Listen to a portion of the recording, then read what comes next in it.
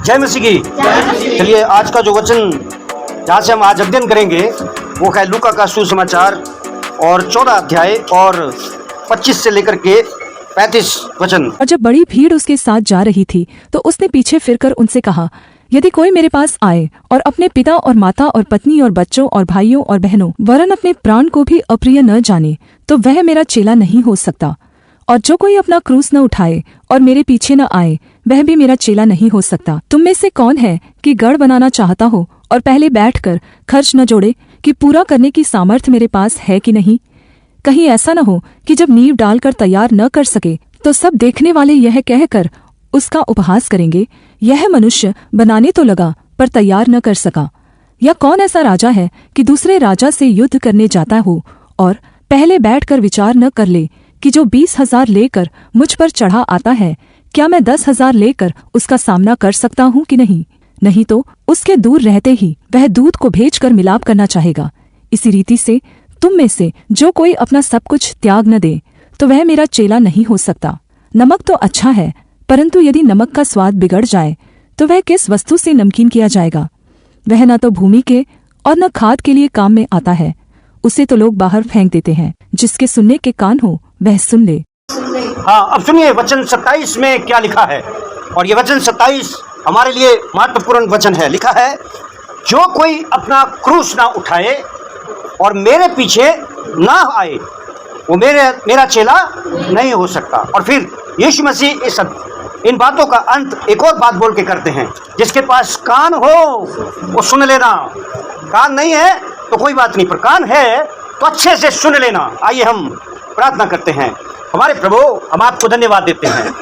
आज कुछ देर जब हम आपके वचन का अध्ययन करते हैं, हमारी प्रार्थना है हमारे दयालु प्रभु, हमसे बोलिए और बातचीत कीजिए। वचन मेरे लिए हो प्रभु, दूसरों के लिए नहीं। वचन केवल मेरे लिए हो। मुझे सुनने के कान दीजिए, समझने के लिए बुद्धि दीजिए और प्रभु ग्रहण करने के लिए सामर्थ्य दीजिए। आपका ताया हुआ वचन, हालेलुया, प्रभु मेरे जीवन में काम करे प्रभु, मुझे अपने कब्जे में, अपनी अधीनता में ले ले प्रभु। तुझे धन्यवाद देता हूं प्रभु, यीशु मसीह के नाम से मांग लेते हैं, आमीन। तो यहाँ पर आपने पहले ही देख लिया, इसका जो शीर्षक है वो है चेले बनने का मूल्य या चेलेपन का मूल्य या शिष्यत्व का मूल्य, उसकी कीमत क्या होती है। यहाँ लिखा है 27 में, जो कोई अपना क्रूस ना उठाए और मेरे पीछे ना आए, वो लिखा है मेरे योग्य नहीं हो सकता, मेरा चेला नहीं हो सकता। चेले बनने का मूल्य या उसकी कीमत। हम जब बाजार जाते हैं तो हम अब जेब में पैसे लेकर के जाते हैं, हमको वहाँ फ्री में कुछ नहीं मिलता है। आप कुछ भी सामान खरीदने जाएं तो आपको उसकी कीमत अदा करनी पड़े। कभी कभी उस सामान को संजो कर रखने की कीमत भी अदा करनी पड़ती है। आप सोना खरीद के ले आए और अगर उसको आपने संभाल के नहीं रखा तो वो सोना आपका गया, आपके हाथ से निकल जाएगा। कोई चीज मुफ्त नहीं मिलती है, पर जो मिलती है कई बार उसको संजो कर रखना, उसको संभाल कर रखना कीमती होता है, उसका मूल्य चुकाना पड़ता है। बच्चे मुफ्त में मिलते हैं ना, पति पत्नी, बच्चे प्रभु की आशीष है, लेकिन बच्चों का पालन पोषण मूल्य चुकाना पड़ता है। और यदि उन्हें संभाल कर ना रखा जाए तो कोई उनको चोरी करके ले जा सकता है, उनका नुकसान हो सकता है और जिंदगी भर वो बच्चा परेशानी में जीवन बिताता है। तो हमें हर बात का मूल्य चुकाना पड़ता है। यीशु मसीह ने भी यही कहा। उसने कहा, उद्धार के लिए कोई मूल्य नहीं है, उद्धार एक आशीष है। मैंने तुम्हें आशीष दी, सेहत में तुमको मैं देता हूं, लेकिन जैसे बच्चे सेहत में देता है, मुफ्त में देता है, लेकिन जैसे बच्चों का पालन पोषण कठिन है, ठीक वैसे ही, बिल्कुल वैसे ही चेलेपन का मूल्य चुकाना पड़ता है। यह आसान नहीं है। मैं और आप कहीं सोचे यीशु मसीह में आए, हमने आशीष पाई, अब तो बल्ले बल्ले, वैसा नहीं है। यहाँ पर हर एक क्षण मायने रखता है, यहाँ पर हर एक पल मायने रखता है, यहाँ पर हर एक दिन मायने रखता है। चेला कौन होता है वैसे? चेले की क्या परिभाषा है? आपने कभी सोचा?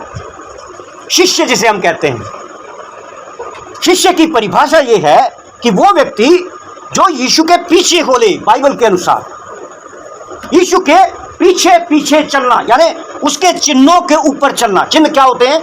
रेत में पैर रखते हैं तो चिन्ह बनते हैं, बिल्कुल उन्हीं चिन्हों के ऊपर आप जीवन जीना है। आप वही है चेले का मतलब। मत्ती के सुसमाचार 16 अध्याय और उसके 24 वचन में इस बात को खुलासा कर दिया गया है। मत्ती 16 और उसका 24। कोई व्यक्ति जल्दी जल्दी बाइबल खोलता रहे, नहीं तो हम पिछड़ जाएंगे। लिखा है, तब यीशु ने अपने चेलों से कहा। क्या कहा? तब यीशु ने अपने चेलों से कहा, यदि कोई मेरे पीछे आना चाहे तो अपने आप का इनकार करे और अपना क्रूस उठाए और मेरे पीछे हो ले। हाँ, मेरे अधीन होने के लिए नहीं बोला है, ध्यान रखिएगा। यीशु ने ये नहीं कहा तुम मेरे अधीन हो जाए। अधीन तो गुलाम होता है ना, गुलाम है ना, उससे गुलाम होने के लिए नहीं बोला है। ध्यान रखिएगा, अपने आप वचन को नहीं पढ़ना है, जो लिखा है वही पढ़ना है। यीशु ने कहा मेरे पीछे चलना है। पीछे चलने का मतलब बिल्कुल उन्हीं पद चिन्हों के ऊपर चलना है जो पद चिन्ह उसने रखे हैं। अपने मन से नहीं चलना है, वही पद चिन्ह आपके भी होने चाहिए जो यीशु मसीह के थे। अब वो कैसे? आइए अब उनके ऊपर हम चर्चा कर लेते हैं। यीशु मसीह ने यहाँ उनकी चर्चा की है इस अध्याय में, लूका के सुसमाचार के जो 14 अध्याय के 25 से लेकर के और 35 वचन का। तो अपने और फिर साथ में कहा, बार बार ये बात बार बार आई, जिसके कान हो वो क्या करना है? सुन लेना है। वो ये कहता है 4 बातें। वो कहता है पहली बात मैंने पहले ही बता दिया कि ये हर पल जीने का काम है, ये हर क्षण जीने का काम है, ये रोज जीने का काम है। ऐसा नहीं है कि आप कमरे में छुप गए अब जो मर्जी मैं करूं, वो नहीं चलता है यहाँ पर। या फिर आप मैदान में हैं और अकेले हैं, कुछ भी करो कोई देख नहीं रहा है, इस शहर में मुझे कोई नहीं जानता है, कुछ भी करूं, वैसा नहीं है। यीशु ने कहा मेरे पीछे चलना है। उसने ये नहीं कहा मेरे अधीन चलना है, उसने कहा मेरे पीछे चलना है। तो फिर क्या करना है? अपना क्रूस उठाना है। उसने साफ कहा। देखिए पहली बात जो कहता है, अगर मेरे पीछे चलना है तो हर कीमत के ऊपर, पहला पॉइंट है, हर कीमत के ऊपर मेरी आराधना करना है। Worship every time at any cost. ये हमें मिलता है वचन 26 में। क्या लिखा है 26 वचन में? क्या है 14 उसका 26 वचन। यदि कोई मेरे पास आए और अपने पिता और माता और पत्नी और बच्चों और भाइयों और बहनों और अपने प्राण को भी प्रिय ना जाने तो वह मेरा चेला नहीं हो सकता। मेरा चेला नहीं हो सकता। प्रभु की आराधना, प्रभु की सेवा, प्रभु की आराधना, उसकी वर्शिप, उसकी आराधना हर कीमत पर करना है। वो जेरे जीवन दे पहला स्थान होना है। उसका मतलब यही। देखो यीशु मसीह जा रहा है, चलते चलते एक बड़ी भीड़ उसके पीछे जा रही है, अचानक से मुड़ गया। अचानक से मुड़ करके देखिए कितनी अद्भुत बात है ना। भीड़ जा रही है, यीशु मसीह मुड़ करके बोलता है रुक जाओ, मुझे तुमसे कुछ बात करनी है। और पहली बात है, अगर तुम मेरे पीछे होना चाहते हो, यही लिखा है, पीछे लिखा है। उसने पीछे मुड़ के देखा, भीड़ उसके साथ जा रही थी, उसने पीछे मुड़ के देखा और बोला यदि तुम मेरे पीछे चलना चाहते हो तो पहली बात, मैं तुम्हारे जीवन में पहला स्थान होना चाहिए। मैं तुम्हारे जीवन में पहला स्थान होना चाहिए। वही चेले की पहली कीमत है। यदि आप यीशु के पीछे चलते हैं, आपने ठान लिया है। कुछ लोग ठान लेते हैं ना, आपने देखा लड़का लड़की ठान लेते हैं ना, ठानते हैं कि नहीं ठानते? आप तो सुन के आए हैं, वो ठान लेते हैं जो होगा क्या होगा देखा जाएगा। बोल दीजिए ना, जो होगा देखा जाएगा। पता है आगे तलवार लटकी हुई है, हलक के ऊपर लटकी है, हलक पे ही है ना, गले के ऊपर लटकी। पता है माँ बाप समाज पीछे पड़े हैं, कुछ तो हो जाएगा, मालूम है, फिर भी क्या बोलते हैं दोनों, हमने तो ठान ली। यहां पर वही है, यीशु कहता है ठाना, ठाना या नहीं ठाना। क्या देखो लिखा है, क्या लिखा है सिस्टर? धीरे धीरे पढ़ना है, जल्दी एक साथ नहीं। यदि कोई हाँ, मेरे पास आए हाँ, और अपने पिता हाँ जी और माता पिता, सुन लीजिए, मैं पहला स्थान होना चाहिए। अब इसका मतलब ये नहीं है कि माँ बाप जीवन में कोई मायने ही नहीं रखते। यीशु ने एक जगह लिखा है परमेश्वर के वचन में, हमें उनका आदर करना है, हमें उनकी आज्ञा पालन करनी है। और यदि वो परमेश्वर के वचन के खिलाफ जाते हैं तब पहला स्थान कौन है? यीशु मसीह। Hallelujah, hallelujah. अच्छा फिर लिखा है, आगे लिखा है, एक और भी लिखा है। और क्या लिखा है? और पत्नी। बताओ, ठाना था अभी तो ठाना आपने। इधर बोलता है तुमने जो ठाना उसको भी छोड़ दो, अभी ठाना ना हमने, यही ठाना पास्टर जी, देखा जाएगा जो होगा। अरे यीशु बोल रहा है पत्नी, इसी को सबसे पहले छोड़ना है। देखो तो ये कीमत है। फिर आगे लिखा है क्या है? बच्चे लिखा है, बच्चे लिखा है, भाइयों के लिए भी लिखा है, बहनों के लिए भी लिखा है। फिर यीशु मसीह एक कदम और आगे चलता है, बोलता है, क्या बोलता है? और अपने प्राण, खुद को, स्वयं को। ये तो कुछ ज्यादा नहीं हो गया? ज्यादा हो गया। लेकिन यीशु ये कहता है, यदि मैं तेरे जीवन में पहला स्थान नहीं रखता तो तू मेरा चेला नहीं हो सकता। क्या होता है इसका मतलब? इसका मतलब होता है, यदि तुझे अपने पर्सनल रिलेशंस की बहुत चिंता हो रही है, पर्सनल रिलेशन, अभी अभी हमने पढ़ा, पति पत्नी, माँ बाप, भाई बहन, इनकी चिंता सताई जा रही है, तो फिर तू उधर ही खड़ा रहे, इधर आने की जरूरत नहीं है। साफ है या नहीं है? कीमत अदा करनी है या नहीं है? बड़ा कठिन होता है माँ बाप को छोड़ना। मैं बहुत रोया जब मैंने प्रभु को ग्रहण किया, उसके बाद में जब मुझे मेरे घर के लोगों ने निकाल दिया। अभी भी मैं कई बार रोता हूं, मैं क्यों एक मसीह परिवार में पैदा नहीं हुआ। बहुत मुश्किल होता है जब पत्नी छोड़ के भाग जाती है या पति छोड़ के भाग जाता है। बहुत मुश्किल होता है जब बच्चे सुनते नहीं हैं आपकी बात को। बहुत कठिन होता है जब भाई बहन आपका मजाक उड़ाते हैं, ठट्ठों में उड़ाते हैं। यीशु कहता है, तुम्हें अगर चिंता तुम्हारे व्यक्तिगत रिलेशनशिप की है, पर्सनल रिश्तेदारी की चिंता है, तो उधर ही बैठो, इधर आने की जरूरत नहीं। फिर वो एक और बात कहता है, वो कहता है, यदि वचन 27 में कहता है, क्या कहता है वचन 27 में? और जो कोई अपना क्रूस ना उठाए और मेरे पीछे ना आए, वह भी मेरा चेला नहीं। वो भी मेरा, जिसको अपनी खुद की प्रतिष्ठा की चिंता लगी पड़ी है, मेरा क्या होगा, मेरे नाम का क्या होगा, लोग क्या कहेंगे, वो क्या कहेगा, ये क्या कहेगा, वो ये। यीशु कहता है, उधर ही रह, उधर ही बैठ। तेरे को अपने नाम की चिंता है, अपने पद की। मैं तो इस गांव का सरपंच हूं, यीशु को ग्रहण कर लिया तो क्या होगा, बैठा रहे कुर्सी के ऊपर, इधर आने की साफ लिखा है। यदि तेरे को अपनी रेपुटेशन की चिंता है, पर्सनल रेपुटेशन की चिंता है, बहुत स्थानों पर नहीं बोलना है ना, बहुत स्थानों पर नहीं बोलना है, क्योंकि जीवन में कौन है प्रथम स्थान पर? यीशु मसीह है। जब बात जाति पाति की आती है तो नहीं बोलना है, क्योंकि हम जाति वाति में विश्वास नहीं करते हैं। जब बात विवाहित संबंधों की आती है तब भी जातियों को देखते हैं, कौन सा गोत्र, कौन सा ये वो, नहीं होना है। बहुत जगहों पर ना बोलना है। जब बात कई बार प्रसाद खाने की आ जाती है, खुल के बोल देता हूँ, तो क्या होता है तब? वो खा लो, कोई फर्क नहीं पड़ता। वास्तव में कोई फर्क नहीं पड़ता, मैं भी मानता हूँ। और परमेश्वर के वचन ने हमें एक रहत मर्यादा को दिया है, एक संहीनता को दिया है, जीवन जीने के एक तरीके को दिया है, तो उस तरीके का पालन करना है या नहीं करना है? समझौता नहीं करना है, नहीं बोलना है। हालेलुया। कई दफे ऐसे होता है जैसे कि कोई प्रसाद दे रहे हैं आपको, आप लोगों के, और हम क्या बोलते हैं वहाँ पर, भाई मेरे नाम का इसको दे दे। वो आपके नाम में चढ़ गया, वो आपकी लिस्ट में चढ़ गया वो प्रसाद। वो हमने अपने नाम का भी यानी कि बोलना कौन है, भाई इसको दे दे ना, तो बस ना ही है। क्योंकि हमने एक ही शब्द रखना, जो काम परमेश्वर मना कर रहा है उसको हमने यस नहीं करनी है, तो वहाँ पर क्लियर ना कर देंगे। जगत अभी एक सॉन्ग था, जग रूठे तो रूठने दो, पर मेरा यीशु नहीं रूठो हमसे। हालेलुया। तो ये शब्द यानी कि लाना बहुत जरूरी है, और इसके द्वारा परमेश्वर आपको आशीष देगा। नहीं का मतलब नहीं होता है। आप एक ऐसी लड़की को प्यार करते हैं या ऐसे लड़के को प्यार करते हैं जो विश्वास में नहीं है, पर आप कहते हैं सुंदर है। अच्छा, सुंदर तो है, पर आप कहते हैं लड़के की गवर्नमेंट जॉब है, लेकिन वो विश्वासी नहीं है। उधर अपने आप को बोलना है नहीं, ये संभव नहीं है। आइए हम इस दोनों वचनों को 26 और 27 को फिर से पढ़ लेते हैं, फिर से पढ़ते हैं इसको। हाँ जी, 26 और 27 वचन हम फिर से पढ़ेंगे। यदि कोई मेरे पास आए और अपने पिता और माता और पत्नी और बच्चों और भाइयों और बहनों और अपने प्राण को भी अप्रिय ना जाने, तो वह मेरा चेला नहीं हो सकता। और जो कोई अपना क्रूस ना उठाए और मेरे पीछे ना आए, वह भी मेरा चेला नहीं हो सकता मेरा चेला। एक और शिक्षा है, आप जब बीमार हो जाते हैं तो कई बार आपसे कहा जाता है ये तुम्हारा क्रूस है, इसको उठाओ। गलत शिक्षा है। कई बार हमें अधरंग हो जाता है, यही तुम्हारा क्रूस है, इसको उठाओ। बिल्कुल वैसे ही कहना है, ये तुम्हारे भाग्य में लिखा था, इसको दे लो।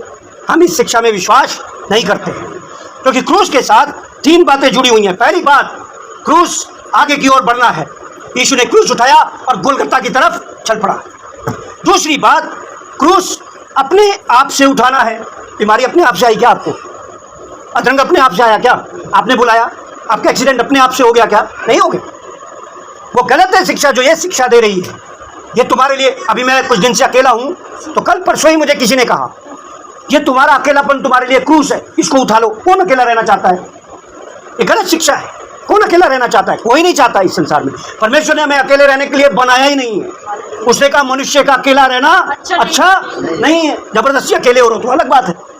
यीशु ने कभी नहीं कहा, उसकी योजना में ये नहीं था, बिल्कुल भी नहीं था परमेश्वर की योजना में कि मनुष्य अकेला रहे। पर किसी वजह से वो अकेला है, कोई बात नहीं, वो एक अलग बात है, लेकिन ये उसका क्रूस नहीं है। परमेश्वर उसके अकेलेपन में भी अपनी सामर्थ को प्रकट करेगा। Hallelujah, hallelujah. उसमें भी परमेश्वर किसी भलाई को ढूंढ रहा है। आप अकेले रह रहे हैं, चिंता मत कीजिए। तो ये गलत शिक्षा।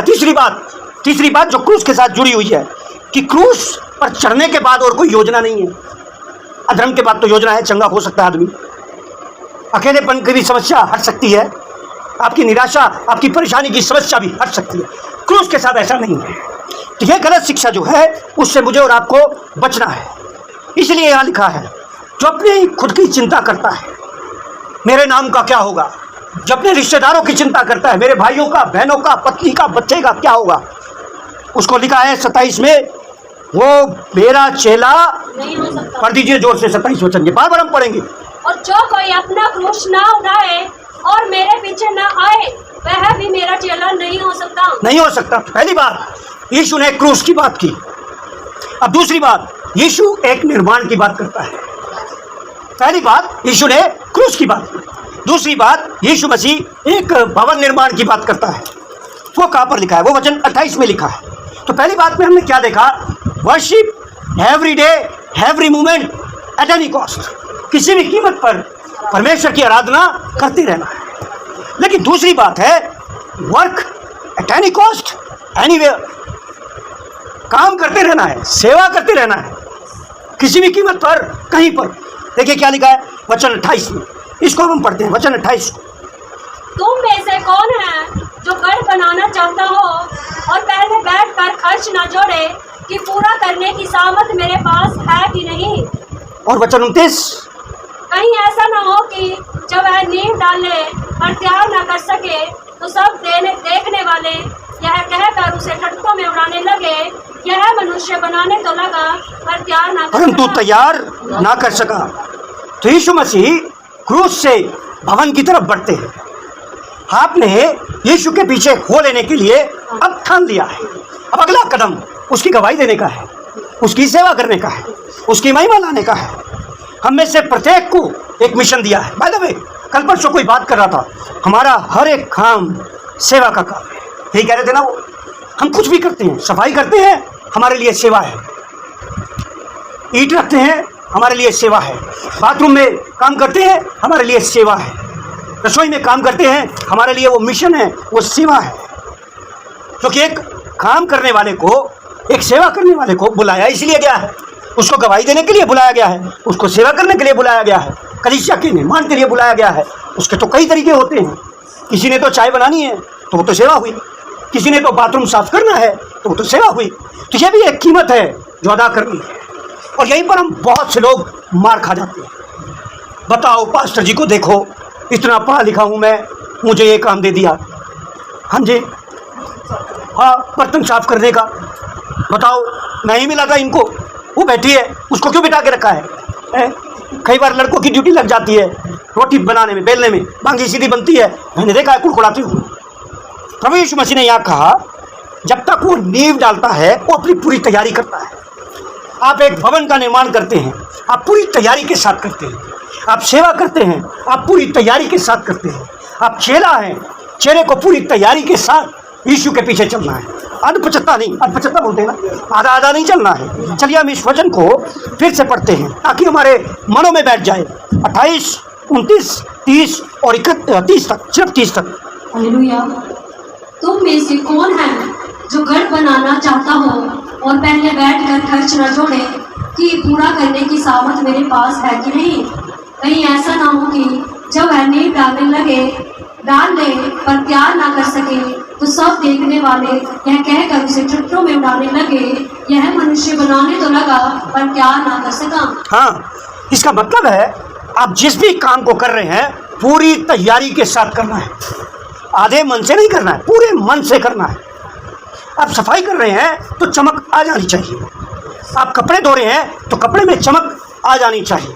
ये नहीं कि जल्दी जल्दी करके टांगो फंसा दिया यहाँ, नहीं। लेकिन अब यीशु वहाँ से एक कदम और आगे बढ़ता है, तो उसने क्रूस की बात की, उसने सेवा की बात की, कंस्ट्रक्शन की बात की, कलीसिया की सेवा गवाही देने की बात की। अब यीशु मसीह एक युद्ध की बात करता है। ये एक और कीमत है जो मुझे और आपको अदा करनी है। ये बहुत गंभीर बातें हैं जो मैं आपको बता रहा हूँ, ये मैं अपने अनुभव को आप तक लेके आ रहा हूँ। अब देखिए यहाँ क्या लिखा है, 31 और 32, ध्यान दीजिए। यीशु मसीह के पीछे भीड़ चल रही है, यीशु अचानक से मुड़ता है और उनसे ये बातें कहता है। वो खास करके 4 बातें कहता है। पहली बात क्रूस कहता है, क्रूस। दूसरी बात भवन का निर्माण कहता है, कलीसिया का निर्माण, सेवाकाई, गवाही, तैयारी, इनकी चर्चा करता है। अब तीसरी बात, अचानक से विषय बदल गया।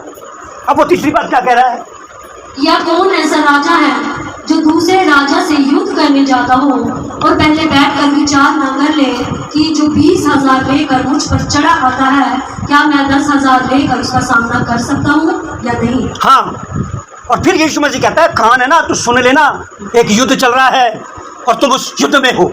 हर एक विश्वासी, मैं और आप एक युद्ध में है। अब कहेंगे ये कैसा युद्ध है, यीशु ने तो बोला, यीशु ने यहाँ कहा, अचानक से कहा, अचानक से विषय बदला। उसने भवन से अचानक से युद्ध की बात कही, सब लोग हैरान, भीड़ हैरान, ये युद्ध की बात करता है आदमी, और वो कहता है कि बड़ा युद्ध चल रहा है, युद्ध में पूरी तैयारी होना चाहिए। युद्ध तो चल रहा है। मैं पिछले दिनों में हमारे पास्टरों को सिखा रहा था, एक विश्वासी 3 दुश्मनों के साथ लड़ रहा है। कुछ याद है पास्टर जी? पहला दुश्मन कौन है, बता दीजिए फिर जोर से। शैतान। पहला दुश्मन शैतान है, याद रखिएगा, वो छोड़ेगा नहीं आपको। आपने क्रूस के पीछे चला है, शैतान क्रूस के पीछे पीछे आता है। शैतान यीशु मसीह के पीछे पीछे आया, एक समय छोड़ के चला गया, लेकिन सही समय की इंतजारी के लिए गया। लिखा है वचन में, शैतान चला गया था यीशु को छोड़ के, लेकिन क्यों गया था? ताकि सही समय पर फिर से वापस आ जाए।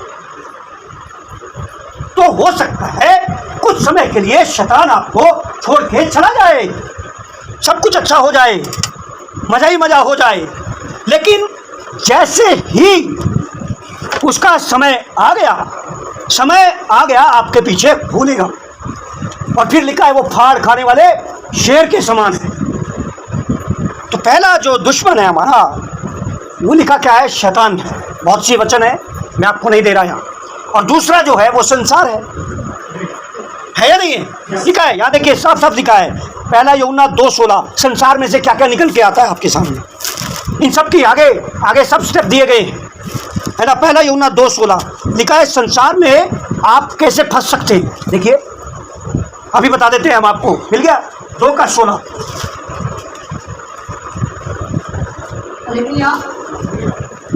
क्योंकि जो कुछ संसार में है, अर्थात शरीर की अभिलाषा और आंखों की अभिलाषा, आंखें रुकती नहीं है, हटती भी नहीं है। और फिर और जीविका का घमंड। हाँ, उल्टे सीधे किसी भी तरीके से पैसा कमाओ। पहला दुश्मन शैतान है, और दूसरा दुश्मन संसार है, और तीसरा दुश्मन शरीर। नहीं, मैं खुद हूँ, मेरा खुद का शरीर। संसार नहीं, खुद का शरीर है। आपका शरीर परेशान करता है आपको। बहुत सी आयतें हैं, देखिए मैं एक आयत आपको दिखा देता हूँ, शायद ये मेरे ख्याल से रोमियो है, रोमियो 7:14-25। रोमियो 7:14-25 से पूरा अध्याय उसके ऊपर है। हमारा शरीर द्वंद्व बना हुआ है। हमारे भीतर नया मनुष्य तो और पुराना मनुष्य तो लड़ाइयाँ कर रहा है। पुराना मनुष्य तो विजयी होना चाहता है, नया मनुष्य तो विजयी होना चाहता है। मिल गया। कुलसियों 3:5-10 में भी लिखा है, 5 से लेकर 10 वचन बाद में पढ़ लीजिएगा, क्योंकि हम समय को बचाना चाहते हैं। लेकिन वो 2 अध्याय हैं जो पूरे शरीर के ऊपर लिखे। एक मानसिक द्वंद्व चल रहा है। पौलुस कहता है, मैं चाहता हूँ लेकिन क्या करूँ, नहीं हो पाता है। फंस जाता हूँ शरीर के चक्कर में। अभागा कहते हैं, अभागा मनुष्य हूँ मैं, ना चाहते हुए भी मेरे से पाप हो रहा है, नहीं चाहता मैं। फिर कहता है मुझे इस देह से कौन छुड़ाएगा, इतना परेशान है। वो कहता है मुझे इस देह से कौन छुड़ाएगा। तो मेरे प्रियो 3 आपके पीछे हाथ धो करके पड़े, लेकिन एक बुलाहट है एक विश्वासी को, बुलाहट है मृत्यु तक वफादार रहेगा तो जीवन का मुकुट मिलता। पूरा प्रकाशित वाक्य भरा पड़ा है, मृत्यु तक, मृत्यु तक। अब सोचिए क्या हो सकता है। तो हम इसको रोमियो 7 अध्याय उसमें इस आयत को तो देख ही ले। यहाँ पर लिखा है 15 और 16 में, रोमियो 7 15 और 16 को इसको देख लेते हैं। हालेलुया। जो मैं करता हूँ उसको नहीं जानता, क्योंकि जो मैं चाहता हूँ वह नहीं किया करता, परंतु जिससे मुझे घृणा आती है वही करता हूँ। यदि जो मैं नहीं करता वही करता हूँ तो मैं मान लेता हूँ कि व्यवस्था भली है। व्यवस्था भली है। देखिए यहाँ पढ़ लीजिएगा आप, ये देखिए 23 वचन, मुझे अपने अंगों में दूसरे ही प्रकार की व्यवस्था दिखाई देती है। आपका पुराना, एक बार एक विश्वासी बड़ा परेशान हो गया, वो पास्टर जी के पास आ गया, पास्टर जी ये पुराना मनुष्य तो इसको कैसे काबू करूँ। तो उसने पूछा तुम नए मनुष्य तो की बात क्यों नहीं करते हो। कहता है क्योंकि पुराना मनुष्य तो काबू नहीं आता। तो उस पास्टर ने कहा क्यों नहीं काबू आता, क्योंकि तुम पहले ही बात छोड़ चुके हो। पहली बात क्या थी, क्रूस उठाना, क्रूस उठाना। उसमें तुम्हारा नाम भी शामिल था, तुम्हारी पदवी शामिल थी, तुम्हारी ख्याति शामिल थी, तुम्हारा सब कुछ शामिल था। अब तुम क्या करते हो, जो शेर पुराना है उसको जितना खाना खिलाओगे वो उतना ताकतवर हो जाएगा। तुम नए शेर को खाना ही नहीं खिला रहे। नए शेर को खाना कैसे खिलाना है, यानी नए मनुष्यों को खाना यहाँ परमेश्वर के वचन से खिलाना है। आमीन, हालेलुया, हालेलुया। पर हम कहाँ खिलाते हैं, सिर्फ 2 घंटे आराधना के, उसके बाद बाकी के 6 दिन मेरे। वो कल परसों प्रभु के दास ने कहा पूरे संसार में स्वर्गदूत बन के घूमते हैं, लेकिन घर में आते तो पता चलता है ये कौन सा दूत है। यही बोला ना, हमें पता है हम कौन हैं, हम जानते हैं। हम जब दर्पण शीशे के आगे खड़े होते हैं तो हमें पता है कौन कौन से पाप हम करते हैं। क्रूस उठाना भूल जाते हैं। तब जाके विश्वासी की आंखें खुल गई, उसने कहा ये बात सच है। और तब उस पास्टर ने भी ये कहा, याद रखना पूरा प्रकाशित वाक्य एक बात बोलता है, प्राण देने तक विश्वासी रहे, तब तब तब लिखा तब तू जीवन का मुकुट पाएगा। तो ये कीमत हर पल चुकानी है। ये कीमत क्योंकि हर पल क्यों चुकानी है, आंखों की अभिलाषा, हर पल की अभिलाषा, जीविका का घमंड, हर पल कमाई का घमंड, कमाई का चक्कर, 2-4 करके कैसे भी पैसे बनाना है, संसार की अभिलाषा, अच्छी कपड़े, अच्छा खाना, अच्छा पीना। कई बार तो हम मीट के ऊपर जा मरते हैं, चिकन हो तो भूल जाते हैं। पेट तो अपना है भाई, मत भूलना, खाना फ्री मिल रहा है, बाद में भले बीमार हो जाए, खा लो जितना खाना है। संसार की अभिलाषा, संसार की अभिलाषा।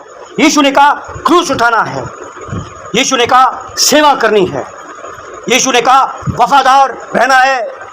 लेकिन यीशु ने एक और बात कही, चौथी बात जो बहुत महत्वपूर्ण है, और वो कहने के साथ ही यीशु ने कहा अगर कान है तो सुन लेना, नहीं तो बहरा ही रहना। यही हुआ ना मतलब। और हम में से बहुत से हैं जो बहरे ही रहते हैं, या फिर कुछ ऐसे हैं जो इधर से सुनकर इधर से निकाल देते हैं। जाने दो यार, ये मेरे लिए नहीं है वचन, जाने दो यार, मुझे क्या फर्क पड़ता है, जाने दो इसको, छोड़ दो। हम तो आराधना के लिए गए थे, वचन सुनने के लिए नहीं गए थे। ये तो पास्टर जी मुझे ही सुना रहा था, बोलते हैं ना आज तो पास्टर जी ने मैंने ही सुनाया। और तुमको कौन सुना रहा है, इधर परमेश्वर के वचन ने हमें बोला है भाई। मेरे पास एक वचन का टक्कर है। हाँ बताओ, ये मेरे ही लिए निशाना था, ये है नहीं है। ये तो गोलियां मेरे ऊपर चल रही थी, बंदूक कहीं और थी, निशाना तो नहीं तो जा रहे हमारा बंदा यार बात है। हाँ अभी जा रहा है, यहाँ से चला गया है, अभी चला गया यहाँ से, नहीं तो वो यही बोलता था बंदूक तो उधर थी लेकिन गोलियां इधर आ रही थी। पास्टर जी पता है मेरे को, जानू हूँ मैं, आपको नहीं जानता, अच्छे से जानू हूँ मैं आपको। कहते हैं या नहीं कहते हैं। तब यीशु ने कहा जिसके कान हो सुन ले, सुन ले जिसके कान है। तो क्या सुनना है, वो कहता है ये वफादारी कैसी होगी, उसका कीमत क्या है, उसका मूल्य क्या है। पहली बात नहीं बोलना है, पहली बात है यीशु ने कहा क्रूस उठाना है, मूल्य चुकाना है, उसका मूल्य चुकाना है। दूसरी बात उसने कहा सेवा करनी है, मूल्य चुका के सेवा होगी, मुफ्त में नहीं होती। आपको अपना समय देना पड़ेगा, आपको अपना जीवन देना पड़ेगा, आपको अपनी ताकत देनी पड़ेगी, आपको अपना मन महसूस करना पड़ेगा, मन को मारना पड़ेगा, कई बार छोटा काम भी करना पड़ेगा और हो सकता है कई बार हिम्मत से परे वाला काम भी करना पड़ जाए, तो मन तो मारना पड़ेगा। फिर यीशु ने तीसरी बात कही और विश्वास योग्य रहना पड़ेगा। अगर विश्वास योग्य नहीं रहा तो क्या होगा? पुराना मनुष्य तो ठाठा मारने लगेगा, जोश मारने लगेगा, उभारेगा और फंस जाओगे, गिर जाओगे, रास्ते में से भटक जाओगे। तब यीशु चौथी बात कहता है और वो कहता है अधिकार की बात, वंडर की बात। तो हमने देखा था वर्शिप को, दूसरे शब्दों में क्रूस को, हमने देखा वर्क को, दूसरे शब्दों में कंस्ट्रक्शन को, फिर हमने देखा वार को, युद्ध को, दूसरे शब्दों में एक संघर्ष जो हमारे अंदर ही चल रहा है, हमारे विवेक में चल रहा है। एक हिस्सा कहता है, क्या कहता है? कर ले, कोई नहीं देखता। दूसरा हिस्सा कहता है मैंने तुझे आगे पीछे घेर रखा है, कहाँ जाएगा बच के? संघर्ष चल रहा है अंदर। अब चौथी बात है वंडर, दूसरे शब्दों में अधिकार की बात, आश्चर्य की बात। यीशु कहता है मैंने तुझे इस संसार में एक आश्चर्य बनाया है। Hallelujah, hallelujah. देखिए कैसे आश्चर्य बनाया है, देखिए यहाँ 34 और 35 वचन, 34 और 35 वचन। हालेलुया। नमक तो अच्छा है, परंतु यदि नमक का स्वाद बिगड़ जाए तो वह किस वस्तु से नमकीन किया जाएगा? वह ना तो भूमि के ना खाद के लिए काम में आता है, उससे तो लोग बाहर फेंक देते हैं। जिसके सुनने के कान हो वह सुन ले। हाँ, सुन ले, जिसके सुनने के कान हो। सुनो, अच्छे से सुनो भाई। यीशु कहता है मैंने तुम्हें इस संसार में एक आश्चर्य बना के रखा है, और वो आश्चर्य क्या है? तुम नमक। कमाल हो गया। नमक क्या करता है बता सकते हैं? बहनें ज़्यादा बता सकती हैं। भाइयों को तो नमक तब याद आता है जब या तो ज़्यादा हो जाता है या फिर कम होता है, लेकिन बहनों को पता है नमक सबसे ज़्यादा क्या काम के लिए आता है। थोड़ा बताइए जल्दी जल्दी। स्वाद लाने के लिए, फिर और क्या काम आता है? जल्दी बोलिए, और क्या काम आता है? अच्छी है। हाँ, जल्दी आना चाहिए ना। अचार को लंबे समय तक रखना है तो क्या करना है? भैया सुन रहे भाई, कान है इनका। और लिखा है हाँ। जिसके कान हो वो सुन ले तो जवाब भी दे। हाँ। है ना? आपको अचार लंबे समय तक बना के रखना है तो क्या करना है? उसमें है नमक डालना है, डालना है या नहीं डालना है? अगर बर्फ़ जमानी है तो क्या करना है? चारों तरफ नमक लगाना है। शरीर को लंबे समय तक जिंदा तो नहीं रख सकते, लाश को। हाँ जी, लंबे समय तक बदबू ना आए, सड़ ना जाए, है नमक डाल दिया तो नहीं सड़ती है वो, है या नहीं है? सब बातें मालूम है, ये तो सब पता है हमें, है नहीं? पता है हमें। कभी कभी पेड़ को गलाना है। एक बार हमारे यहाँ एक पेड़ उग गया, फालतू का पेड़, वो हटे ना, मैं उसको बार बार तोड़ूँ, वो हटे ना, तो मैं तेजाब लाया, वो तेजाब से भी नहीं गया, तो मेरे को बड़ा गुस्सा आया। मैंने कहा तो छत फाड़ देगा भाई, ये तो 10 रुपये का काम अभी 10,000 का बनेगा। तो मैं वापस गया दुकानदार के पास, मैंने कहा कुछ ऐसा बताओ जिससे ये कलेश खत्म हो जाए। उसने कहा कलेश 10 रुपये का नमक है, नमक लेके जाओ, उसकी जड़ में डालो, 4-5 दिन में अपने आप साफ। तो मैंने कहा तू फिर ऐसी 200 रुपये का तेजाब दिया मुझे? कहते तो पहले पूछ लेते आप। तो नमक ये काम करता है। और यीशु ने कहा क्या है? नमक तो अच्छा है, परंतु यदि, क्या लिखा है? परंतु यदि नमक का स्वाद बिगड़ जाए तो वह किस वस्तु से नमकीन किया जाएगा? किससे? अब आपका अगर स्वाद बिगड़ गया, यदि आप में से मसीह गुण गड़बड़ हो गए तो फिर क्या होगा बताइए? आप खुद बताइए। किसी काम के लिखा है यहाँ, तो ये लिखा है किसी काम के नहीं। यीशु मसीह ने आपको गुणों से भरा, नमक को गुणों से भरा, नमक को स्वाद से भर दिया। यीशु ने कहा मैंने भी तुम्हें स्वाद से भरा है भाई, तुम नमक हो, तुम्हें गुणों से भरा है। लेकिन थोड़ी देर के लिए सोचो, यदि नमक का स्वाद बिगड़ गया, यदि आपका स्वाद ही बिगड़ गया, तो फिर क्या काम के रह गए आप? क्या कीमत रह गई आपकी? बताइए, आप खुद सोचिए। यदि कौन से गुण है आपके पास में? कभी सोचा आपने? सोचा आपने? गलातियों की किताब 5 अध्याय, चलिए हम आपके गुण बता देते हैं आपको। मिल गया सिस्टर जी? गलातियों की किताब 5 अध्याय, जल्दी जल्दी मिल गया है तो वो गुण बता देते हैं हम आपको। क्या लिखा है? प्रेम से शुरू होकर संयम पर खत्म होते हैं। हालेलुया। हाँ जी, जल्दी से। गलातियों 5 अध्याय उसके 22 आयत। हाँ 22 आयत है, सुन लेना कौन कौन से गुण लगे हुए हैं आपके पास। पर आत्मा का फल तो प्रेम, आनंद, शांति, धीरज, कृपा, भलाई, विश्वास, नम्रता और संयम है। और संयम है। अब कोई आपके पास आता है और आप प्रेम की जगह घृणा की बातें करते हैं तो स्वाद बिगड़ा या नहीं बिगड़ा? बिगड़ा या नहीं बिगड़ा पास्टर जी? कोई आपके पास आता है और कहता है कि चलो कुछ देर बात करें, ये भयंकर निराशा की लंबे मुंह तान के 6 बजे वाला लंबी लंबी निराशा की बातें करते हैं। आशा वहाँ है ही नहीं है, उम्मीद वहाँ है ही नहीं है। तो व्यक्ति क्या बोलेगा? कुछ तो गड़बड़ है, इसका इलाज किया जाए। मसीही गुण में गड़बड़ है। पास्टर जी सही बोल रहा हूँ मैं? कोई आपके पास आए और आप से कहे कि मुझसे शांति की बातें करो और आप उसको पूरा आग ही लगा दे, दूसरी तरह की जलन की आग, नफरत की आग, घृणा किया, शांति की तो बातें ही नहीं हो रही। और वो वैसे ही बेचैन आया था, वो और बेचैन होकर चला गया और जा करके क्या करेगा? उसके पास एक ही रास्ता है अभी। वो रास्ता क्या है? आत्महत्या। क्योंकि आप शांति नहीं दे पाए उसे, आपका स्वाद बिगड़ा हुआ था। स्वाद बिगड़ गया, बहुतों का बिगड़ा हुआ है, बहुतों का बिगड़ा। हम कहते हैं नाम तो आनंद मसीह, काम निराशा वाले। नाम तो आशीष मसीह, पास में जाओ तो शाप ही नजर आता है। बोलते हैं किससे मिल लिया, इससे अच्छा तो कुत्ते बिल्ली से बात करके आ जाता मैं, कम से कम मन को शांति तो मिलती। सुना आपने?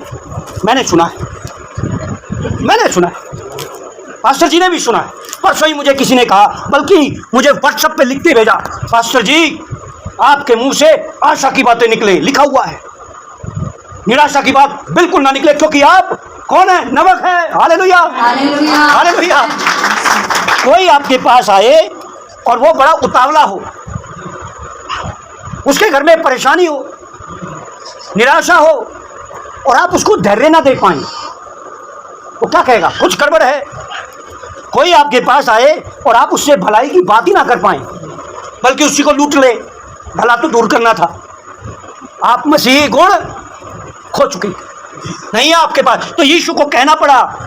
यीशु ने कहा, क्या कहा? वचन 34 है, नमक तो अच्छा है, परंतु यदि नमक का स्वाद बिगड़ जाए तो वह किस वस्तु से नमकीन किया जाएगा? किससे नमकीन किया जाए? कौन सी दवाई लाएं? नमक की दवाई कौन सी है? अगर उसका स्वाद ही बिगड़ गया तो बताइए, वो फेंकने के ही काम आता है, फिर उसकी कोई वैल्यू नहीं रहती है, किसी काम का नहीं रहता। वो पैरों में रौंदा जाता है, ना खाद के भी काम, ना तो भूमि और ना खाद, दोनों लिखा, किसी काम निकम्मा। आनंद मसीह निकम्मा मसीह, आशीष मसीह निकम्मा मसीह, यही बोलेंगे ना? यही बोलेंगे।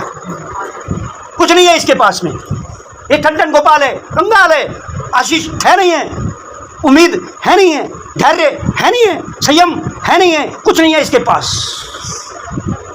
मेरे प्रियो, समस्या कलीसिया में कपड़ों की नहीं है पास्टर जी। मैंने लिखा है यहाँ पर, समस्या कलीसिया में आपकी बातों की भी नहीं है, जो बातें आप करते हैं।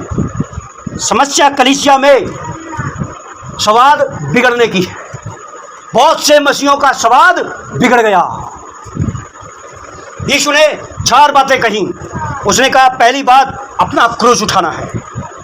यीशु ने कहा क्रूस उठाने का मतलब उन्हें ठान लिया है तो आराधना में जीवन को दे दे। दूसरी बात उसने कही, सेवा में दे दे, मूल्य है ये। और तीसरी बात फिर उसने कही कि ये जो जंग चल रही है, जो युद्ध चल रहा है, उस युद्ध की कीमत है। आप युद्ध में जाते हैं तो कीमत अदा करते हैं या नहीं करते हैं? पता होता है ना कि पता नहीं बच के आएंगे, और कितने ये सोच के जाते हैं कि मैं तो पक्का कंफर्म हूं, बच के ही आऊंगा। युद्ध में गया आदमी बच के, उसको मालूम नहीं आएगा या नहीं आएगा, लेकिन वो जाता पूरी तैयारी के साथ, सारे तोप गोले सब कुछ, अपनी बंदूक, अपनी वर्दी, अपना कैप कूप, सब कुछ, जूते पुते सब पूरी तैयारी के साथ डट के जाता है। पता है मरूंगा, लेकिन होता पूरा तैयार है, कोई कुड़कुड़ाना नहीं, कोई मन में कुड़कुड़ाना नहीं। और चौथी बात यीशु ने कही, मूल्य चुकाना है, मृत्यु तक वफादार रहना है, तो तुम्हारे स्वाद को बिगड़ने नहीं देना है। हम हमारे स्वाद को बिगाड़ डालते हैं और बहुत बार किसी वजह से बिगाड़ लेते हैं। तो यीशु मसीह कहता है, वापस आ जाओ पहली बात के ऊपर। और वो कहता है कान है तो सुन लेना। भीड़ को रोका उसने। सोचिए, चलता व्यक्ति आपको रोक करके कहे सड़क पर सुनो पहले ये बात, तो इसका मतलब कुछ महत्वपूर्ण बात है, कुछ खास है इसमें। देखो मजाक नहीं हो रहा है यहाँ। उसने बोला और रोक दिया, रुक जाओ। और 4 बातें उसने बोल दी फटाफट। एक बार एक राजा का लड़का यीशु मसीह को ग्रहण कर लिया, ये सच्ची घटना है। उसने चेले होने का कीमत अदा किया, शिष्य होने की कीमत को अदा किया। शिष्य कौन होता है? वो जो यीशु के पीछे चलता है और उससे सीखता है, मरते दिन तक सीखता है और यीशु के पीछे होता है और यीशु के जैसे बनने की कोशिश करता है, वही शिष्य होता है। तो राजा ने कहा पकड़ करके लाओ। सामने खड़ा है। तो राजा बोला तुम एक दूसरे धर्म को, तुम एक दूसरी सोच को, तुम एक दूसरे मार्ग को चुन रहे हो। सोच लो, या तो उस मार्ग को चुन लो या फिर मेरा राजकुमार और कल का राजा बनना चुन लो। आप जानते हैं ना, राजकुमार के हाथ में अंगूठी होती है, तो उसकी जहाँ भी जाता है तो पता चलता है राजकुमार है। तो उसने वो अंगूठी उतारी और अपने पिताजी को दी। बोलता है यीशु के पीछे मैं चलने लगा, ना लौटूंगा ना लौटूंगा। ये गीत है, ये उसका गाया हुआ गीत है, उसके मौत के शब्द हैं। जैसे उसने ये कहा, हलक के ऊपर तलवार आ गई। हलकी बोलते हैं ना, गले के ऊपर तलवार आ गई। पिताजी बोलते हैं राजा साहब अभी भी मौका है। एक तरफ राजपाट है, तुम्हारी जवानी है, तुम्हारी अच्छी सुंदर लड़की से शादी भी कर देंगे, मेरे बाद तुम राजा है, सोच ले। तो उसने उसकी कली गाई, एक उसका स्टेंजा गाया, संसार को ले लो, यीशु को दे दो, क्योंकि मैंने ठाना है यीशु के पीछे मैं चलने लगा, ना लौटूंगा ना लौटूंगा। और वो उसके अंतिम शब्द थे, उसका गला काट दिया गया। लेकिन जब लोगों ने ये गवाही सुनी, हजारों की संख्या में लोगों ने प्रभु को ग्रहण किया, क्योंकि उसने अपने नमक के स्वाद को नहीं खोया था। उसको पता था यीशु ने कहा है मृत्यु तक वफादार रहे तो मैं तुझे जीवन का मुकुट दूंगा। उसे पता था मेरे जीवन में पहला स्थान कौन है? यीशु मसीह। उसने अपने माँ बाप भाई बहन पत्नी से भी बढ़कर के यीशु को पहला स्थान दिया। शिष्य की कीमत अदा करनी है तो मेरे प्रियो आज एक बुलाहट है, और बुलाहट इन वचनों के साथ समाप्त होती है, जिसके कान हो वो सुनो।